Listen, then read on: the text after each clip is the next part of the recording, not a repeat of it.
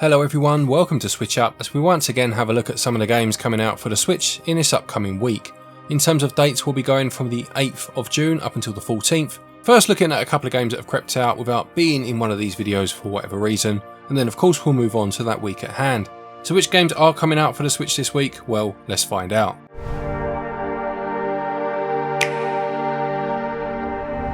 So the first of the games already out then, we have Sociable Soccer 24. This was designed by Sensible Soccer creator John Hare and is an arcadey football game with cross-platform play that would have its roots buried within the Sensible Soccer series, obviously with that link in the creator. This features over 12,000 licensed footballers, an update of 1,000 teams and 30,000 players for the 23-24 season, and it also includes a clan system where you can unite with like-minded fans and compete together against the fans of other teams. I was a massive fan of Sensible Soccer back in the day, and I remember hearing about this game and the links to Tensei, although I've never played it, I've never really given it much notice, it kind of fell off my radar for a while. I was however very intrigued to see it on the Switch eShop. It seems to be set from a more side-on view, although I did see parts of the trailer where you could change to that more traditional top-down view that you would associate with Sensible Soccer. It sells for £19.99 or your regional equivalent. And the other game that we'll highlight of those already out is Astor, Blade of the Monolith. This is an action RPG set on a planet once inhabited by an ancient race but now overrun by sentient creations. You play as Astor on a journey to become the planet's saviour and will be battling against 16 different enemies and 10 bosses across over 20 hours of main story and side quests according to the blurb. There are 4 unique weapons to use, skills and combos to master, and you can also create your own combat style to help you against the aforementioned enemies. This one released at the end of last month, the 30th of May, and it will sell for £22.49 or again your regional equivalent. Moving on to the games coming out this week then, and the first of those is Kamaeru, a Frog Refuge. This describes itself as a cosy farming sim about collecting and raising frogs, farming and preserving nature. It says that you'll be photographing and breeding frogs to increase your reputation, decorating your refuge and planting native crops to help your amphibian abode thrive.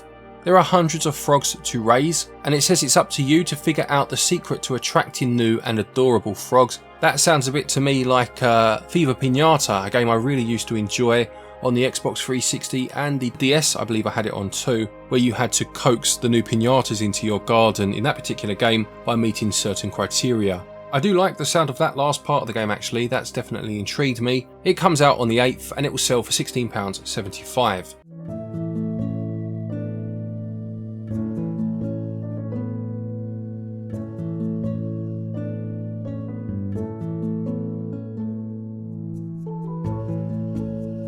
Also this week we have Rocket Knight Adventures Re-Sparked. Now this Rocket Knight Adventures first came out for the Sega Mega Drive back in 1993, but this is actually 3 games in this series in one. I didn't realise that at first, I thought it was just that first game. So you also have Sparkstar Rocket Knight Adventures, which again was for the Mega Drive, and then Sparkstar, which was a Super Nintendo game. As well as the 3 games, it adds 2 non-gameplay modes, being a museum and a music player. There is a boss rush mode as well, and you can save your game at any time and rewind, so it's added a few mod cons to these classic games. The price though is pretty hefty at £24.99, although you can get 15% off of that price up until just before launch day, which is the 11th of June.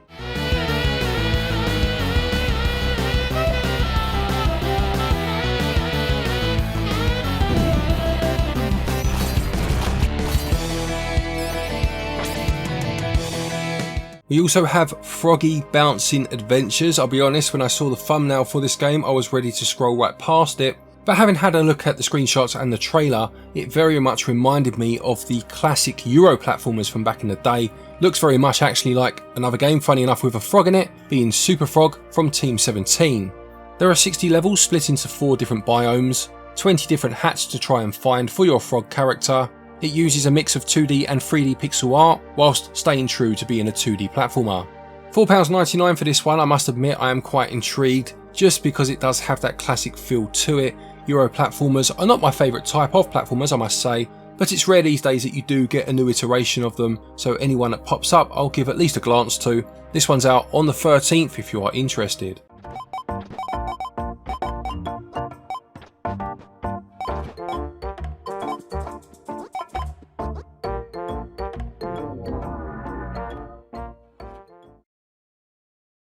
Next is Path to Purge. This is a roguelike shooter where you play as a young girl who can transform into a demon once you accumulate enough demonic energy. It has that roguelike trope of being able to choose different random skills as you go through, creating almost a different build of yourself every time you play, and obviously taking on bosses as you go.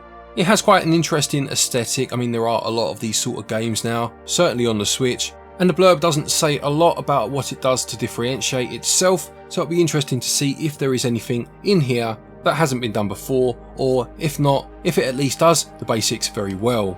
This one's another one out on the 13th, and it will sell for £12.49 or your regional equivalent.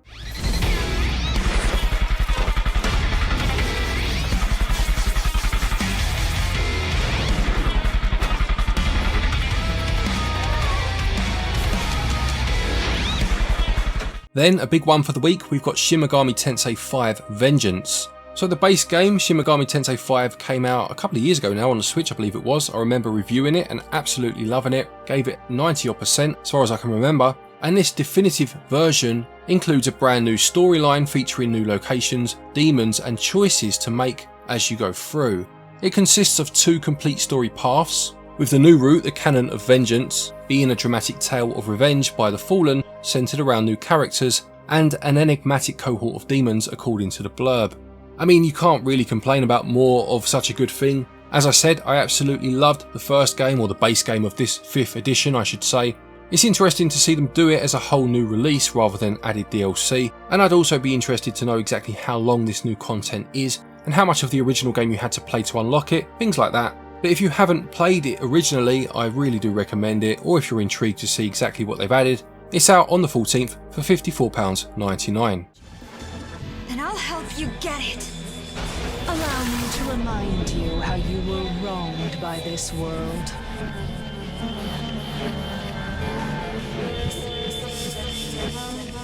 The penultimate game for the week is Monster Hunter Stories. This is one that we did cover in a preview in one of our Interesting Games series videos. I'll put a link to that in the top right hand corner, and it's basically a turn-based RPG set in the Monster Hunter universe. If you've never played the Stories games before but you have played Monster Hunter, then this is completely different. Goes for a very colourful art style, almost chibi-ish in a way, where you find the monsters via eggs and then raise them and they join your team. A bit like Pokemon or any sort of monster collecting game in that respect. And it does work very well. I've played the second game of this series, played a bit of this first one obviously. It was originally out on the 3DS I believe, and there's been a mobile version of it since. For this new release, it says that it is now fully voiced in both Japanese and English. There's bonus museum content with more than 200 pieces of concept art, and any updates made to the game are obviously included, which extends to the new monsters that were added to the game, such as the Teostra and the Rajang among others. Selling for a pretty reasonable, to be fair, £24.98 or your regional equivalent. This one's out on the 14th. And the final game for the week, not as grand as the previous 2, but this is Railway Islands 2. This is a puzzle game where you must set track for locomotives to move across on small islands. There are 40 different islands to solve puzzles across, and the game definitely goes for that relaxing feel in terms of its puzzle solving. This sequel adds the challenge of coordinating 2 trains, having to safely transport passengers and packages to their destinations, with things such as railway switches and the placement of these being crucial to prevent collisions. I always enjoy these sort of games, I must say. Anything that's a puzzle game that is a bit more relaxing, just a nice alternative to some of the more high pressured games that we put ourselves through at times. It's another one out on the 14th, and it will sell for just £4.49.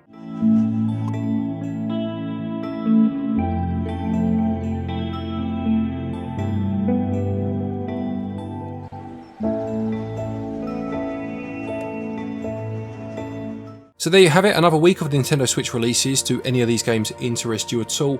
Will you be picking any of them up? Please do let us know in the comment section below. Don't forget, if you are looking for eShop credit to pick any of these games up, or anything else for that matter, you can get your eShop cards via our website, switchup.gg, and doing so will earn you 5% back in cashback via our SwitchUp tokens, and you can then obviously use this against the cost of a future purchase.